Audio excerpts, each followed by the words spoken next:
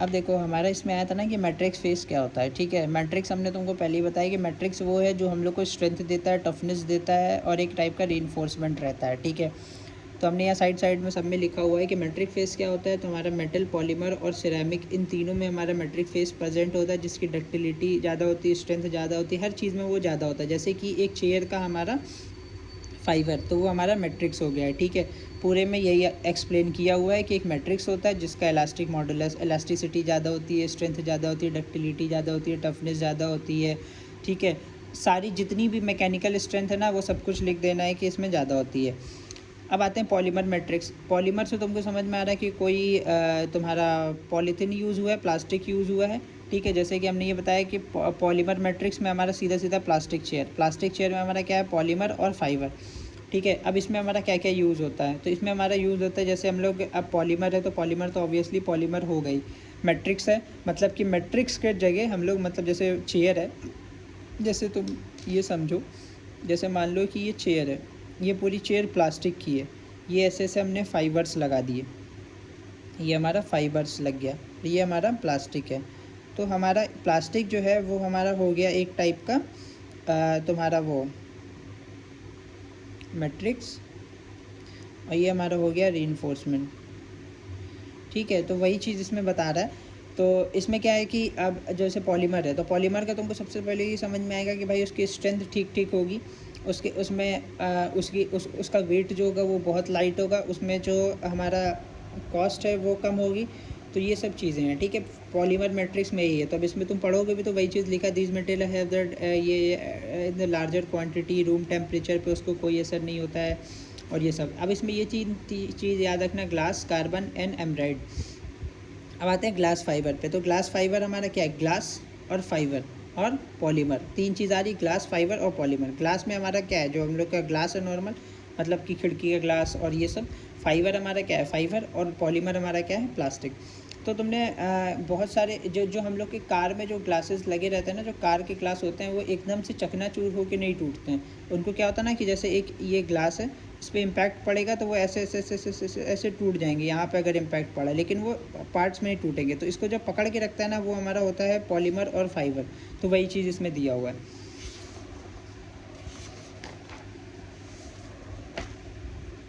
ठीक है। वही चीज़ इसमें लिखा है, इसकी स्ट्रेंथ अच्छी होती है, इकोनॉमिकली अच्छा होता है, और फाइबर स्ट्रेंथ इसकी अच्छी होती है, हाई स्पेसिफिक स्ट्रेंथ अच्छी होती है। कुछ नहीं है, सारा टेम्परेचर लिखा होगा, 200 डिग्री तक ये वो फलाना डिमाका कि इतने तक ये हमारा सस्टेन कर जाता है, इससे कोई मतलब नहीं। अब आते हैं कार्बन फाइबर पे। कार्बन से हमारा कार्बन, फाइबर और पॉलीमर, तीन चीज़ यूज़ हो रही है, कार्बन, फाइबर और पॉलीमर। कार्बन से तुमको क्या याद आ रहा है, ग्रेफाइट। फाइबर से याद आ रहा है फाइबर, और पॉलीमर से हमारा प्लास्टिक। सिंपल याद रखो, कार्बन यूज़ हो रहा है और फाइबर यूज़ हो रहा है। कार्बन कहीं भी यूज़ होगा तो उसकी स्ट्रेंथ हमेशा ज़्यादा रहेगी, इस पर टेंशन, मतलब सारी मैकेनिकल प्रॉपर्टीज इसमें हमेशा ज़्यादा रहेंगी एज़ कम्पेयर टू ये वाले में, ठीक है, पॉलीमर में। इसमें सारी हमारी प्रॉपर्टीज ज़्यादा रहेंगी। अब इसमें देख लो, high specific modulus, high tensile strength, high strength. Carbon fibre does not, carbon fibre कभी मॉइस्चर से वो इफेक्ट नहीं होगा। Diversity of physical property, mechanical, सब चीज़ इसमें ज़्यादा रहेगी। एमराइड, ठीक है। एमराइड एक टाइप का ना, तुमको एक बहुत अच्छा हम एग्जांपल देते हैं एमराइड का, कि जैसे थर्मोप्लास्ट और थर्मोसेट पॉलीमर्स होते हैं ना, अरे जिसका हम लोग को क्या नाम है, क्या नाम है, अरे तुम एमराइड से याद रखो आर्मर। आर्मर हमारा क्या होता है कि जैसे जो बुलेट प्रूफ जैकेट होती हैं, बुलेट कोई भी चीज़ जो बहुत ज़्यादा फोर्स को वो कर सके, तो उसको हम लोग बोलते हैं एमराइड, ठीक है। बुलेट प्रूफ जैकेट जो होती है वो हमारा केवल और नॉमेक्स के उससे बनता है, ठीक है। और बुलेट प्रूफ जैकेट में हमारा हाइड्रोजन बॉन्डिंग यूज़ होता है, जो कि एक टाइप का वीक बॉन्ड होता है, लेकिन जो फाइबर्स जो उसमें होते हैं, वो फाइबर्स का डायरेक्शन जो होता है वो ऐसे ऐसे रहता है, तो जो बॉन्ड होता है वो ऐसे ऐसे होता है। तो अगर बॉन्ड पे भी फोर्स आता है तो जो हमारा फाइबर का बॉन्ड होता है, हाइड्रोजन बॉन्ड, वो उसको सस्टेन कर जाता है। तो इसमें प्रॉपर्टीज़ क्या है, हाई स्ट्रेंथ है, इसमें वेट रेशियो अच्छा है, इसमें केवल और नॉमिक्स हमारा दो टाइप का ये जो मटेरियल है ये हमारा यूज़ होता है, ठीक है। और ये हमारा मोस्टली बुलेट प्रूफ जैकेट बनाने में यूज़ होता है, ठीक है। वही चीज़ इसमें आगे भी लिखा हुआ है, इसी का है, ठीक है, कि अदर फाइबर रीइंफोर्समेंट कि मतलब इसमें हम लोग और टाइप का जैसे यूज़ करते हैं, जैसे बुलेट प्रूफ जैकेट है तो उसमें सिरेमिक हो गई, सिरेमिक होगा तो सिरेमिक में सिलिका कार्बाइड, एल्युमिनियम ऑक्साइड और ये सब यूज़ होता है, ठीक है। और पॉलीमर मैट्रिक्स में हमारा वही सेम चीज़ है, वो सेम चीज़ है कि मतलब इसको अच्छे टेम्परेचर पे ये सस्टेन कर जाता है, ठीक है। और ये रूम टेम्परेचर पे सॉफ्ट नहीं होता है और यही सब, ठीक है। मतलब तुम अभी तक जितना भी पढ़ रहे हो सब में देख रहे हो ना कि इसकी प्रॉपर्टीज़ जो है वो मैकेनिकल प्रॉपर्टीज सबकी हमेशा ज़्यादा ही हैं। अब आते हैं डिज़ाइन का ट्यूबुलर। अब देखो ये एक अच्छा चीज़ है, देखो ये क्या है ना, सिंपल लैंग्वेज में तुमको समझाएं तो ये हमारा एक जो हमारे घर में गैस है ना उसका पाइप है, ठीक है। गैस का पाइप कैसा होता है, ये होता है एक लेयर, एक उसके अंदर ऐसी लेयर होती है, ये ऐसे ऐसे ऐसे ऐसे ऐसे बंद होता है, ठीक है, ऐसे ऐसे होता है। तो इसमें क्या होता है ना कि जो इसका डायामीटर है ये होता है 70 mm, अंदर वाले का जो डायामीटर है ये होता है 50 mm, और जो स्ट्रेट में अगर इसको ऐसे देखोगे तो इसका इसका मतलब लेंथ होता है 1 मीटर। वही चीज़ इसमें लिखा हुआ है, outside diameter 70, inside diameter 50, length जो है वो मेरा 1। अब ये चीज़ जो है, जैसे गैस का पाइप है तो गैस का पाइप तुम ऐसे मोड़ दो, कुछ भी कर दो तो उसमें क्या हो गया, डक्टिलिटी की प्रॉपर्टी अच्छी है, मोड़ दो छोड़ दो वापस अपनी जगह पे आ जाता है, इलास्टिसिटी उसमें अच्छी है। तीसरा चीज़ कि उसमें अगर कुछ भी ऊपर से अगर लोड रख देते हो तो वो भी प्रॉपर्टी अच्छी। देखो ऊपर देखोगे तो तुम रबड़ का बना होता है, अंदर देखोगे तो उसमें तार लगे होते हैं, उसके अंदर देखोगे तो प्लास्टिक होता है, उसके अंदर देखोगे तो सिरेमिक होता है, इतनी लेयर से होता है। पूरे में यही चीज़ लिखा हुआ है, हमने तुमको सिंपल समझा दिया कि उसमें हॉट गैस भी फ्लो हो रही है तब भी उसमें कोई दिक्कत नहीं हो रहा है। तो वही चीज़ लिखा है, एक एग्जांपल इसमें लिखा है गैस स्टोव पाइप, ठीक है, पॉलीमर कार्बन और फाइबर प्लस। अब इसमें एक वर्ड याद रखना, इपॉक्सी मैट्रिक्स। इसमें जो मैट्रिक्स यूज़ होती है वो अलग, जैसे कि जो अंदर तार होता है ना वो ऐसी मैट्रिक्स से होता है, ऐसे ऐसे ऐसे ऐसे ऐसे ऐसे, तो ये ना इपॉक्सी मैट्रिक्स होता है, तो वही चीज़ है। उसके बाद देखो metal matrix, composite metal matrix. अब हमने बताया मेटल मैट्रिक्स और कंपोजिट। मेटल हमारा मेटल हो गया, मैट्रिक्स हमारा मैट्रिक्स हो, और कंपोजिट। अब मेटल में हमारा क्या होता है, सिंपल प्रॉपर्टीज़ तुमको समझ में आ रही कि मेटल यूज़ हो रहा है कहीं भी, मान लो एक सिंपल मेटल, मान लो कि एल्यूमिनियम यूज़ हो रहा है। एल्यूमिनियम की प्रॉपर्टीज़ क्या होती हैं, कुछ मत देखो, ध्यान लगाओ। डक्टाइल होता है, स्ट्रेंथ अच्छे टेम्परेचर पे सर्वाइव कर लेता है, स्टिफनेस अच्छी होती है, रेजिस्टेंस होता है, कोरोजन रेजिस्टेंस होता है, हाई कंडक्टिविटी होता है। आ जाओ सीधा लिख दो, super level aluminium, magnesium, titanium, copper, बस पूरा पढ़ लेना, कहीं कुछ नहीं है। और मेटल में क्या होता है कि मेटल प्लस कंपोजिट, मेटल हमारा मान लो कि 50%, कंपोजिट भी 50%, तो ये हमारा क्या बन गया रिलेशन, मेटल कंपोजिट का। अब आ जाओ सिरेमिक कंपोजिट। अब देखो सिरेमिक कंपोजिट में और हमारा इसमें ये वाला आर्मर फाइबर में कोई ज़्यादा डिफरेंस नहीं है, दोनों ही सेम होते हैं, उसका मैं बस नाम चेंज करके लिखा हुआ है, ठीक है। सिरेमिक में क्या होता है, सिरेमिक तुम प्रॉपर्टीज जानती हो, हार्ड होता है, टफ होता है, ये सब होता है। तो इसमें क्या होता है कि क्रैक रेजिस्टेंस अच्छा होता है, हाई टेम्परेचर, हाई स्ट्रेंथ। अब हमने उसमें बताया था कि बुलेट प्रूफ जैकेट्स और ये सब यूज़ होती हैं, तो बुलेट प्रूफ जैकेट्स इसमें भी यूज़ होती हैं। इसमें बस क्या डिफरेंस होता है कि एयरक्राफ्ट गैस को रखने के लिए टरबाइन इंजन, कंटेनर और ये सब हम लोग लगाते हैं। देखो एग्जांपल में bullet proof jacket, heating element, इसका मतलब ऐसा होता है ना कि टेम्परेचर जो है ये हाई तक सस्टेन कर जाता है, हाई टेम्परेचर तक सस्टेन कर जाता है।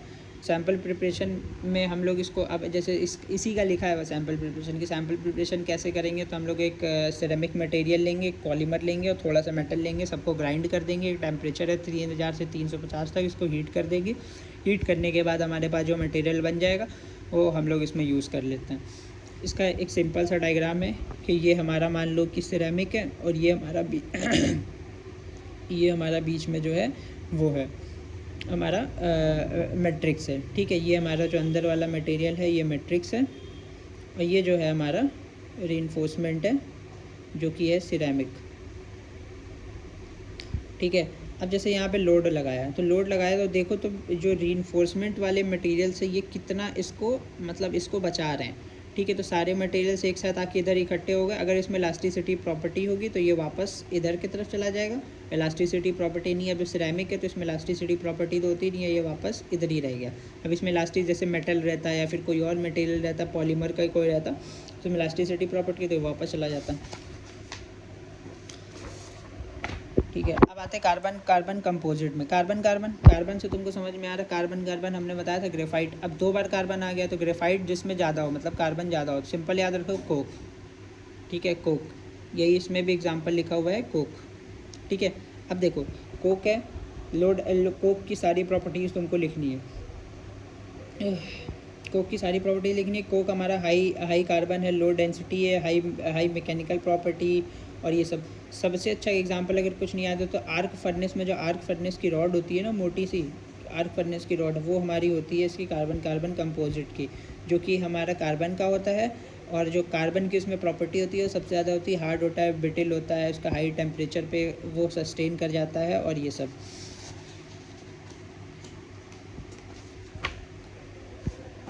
उसका कहते हैं हाइब्रिड।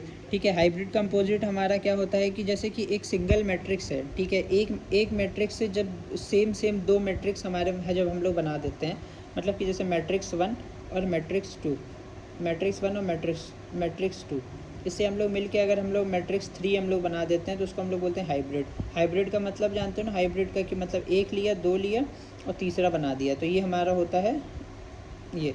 जैसे कि हमने मेटल पहले से बना रखा है, अब उसको यूज़ नहीं है, अब हम उसमें कंपोजिट का कोई कार्बन और ये सब मिला के उसको हम वापस बना देते हैं, तो उसमें हमारा होता है जैसे कि मेटल है, मेटल प्लस पॉलीमर बना दिए,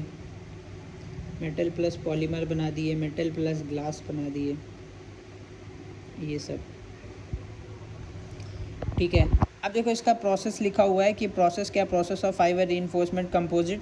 अब जैसे इसमें हमने वो बताया था ना कि जैसे उसको ग्राइंड करके और ऐसे बनाना है, तो इसमें क्या होता है कि जैसे फाइबर के ये तुम्हारे पास वो हैं, फाइबर किस फॉर्म में होता है, वायर फॉर्म में होता है, वायर जैसा दिखता है फाइबर का, वायर गया इसमें, ये हमारे पास डाई थी, डाई ने इसको प्रेस किया, और जैसे डाई ने प्रेस किया, हमारे पास जो रॉड थी वो हमारा मतलब जैसे ऐसे खुले वायर थे तो वो बिल्कुल ऐसे हो गए, जो कि एक ऐसे शेप में ले लेंगे, और ये हमारा इनिशियल शेप था।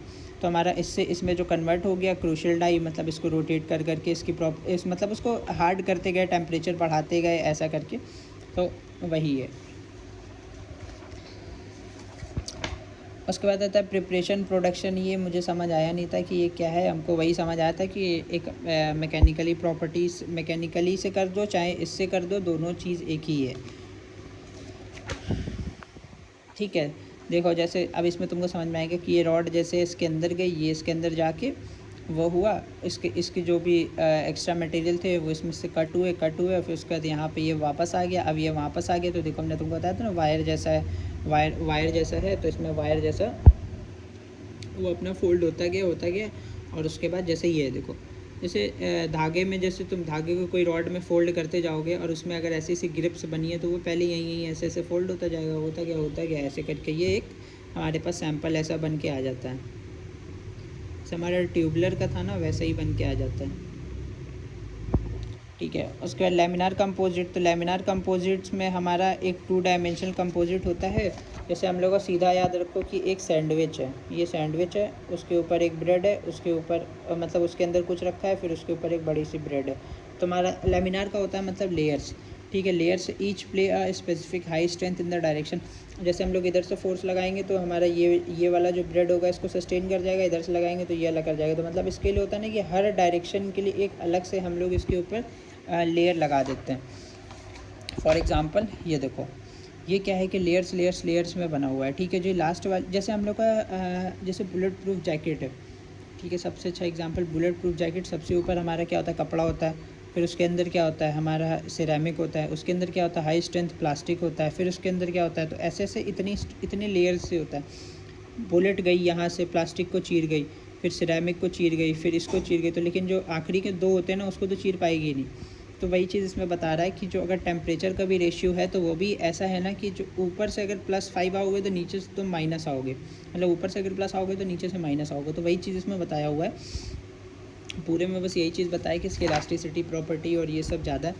अब जैसे ये मोस्टली यूज़ होता है, also use in sports equipments for example as the modern sink and the opener illustration, और ये सब यहीं तक पढ़ाया था सर ने, स्विच पैनल से नहीं पढ़ाया।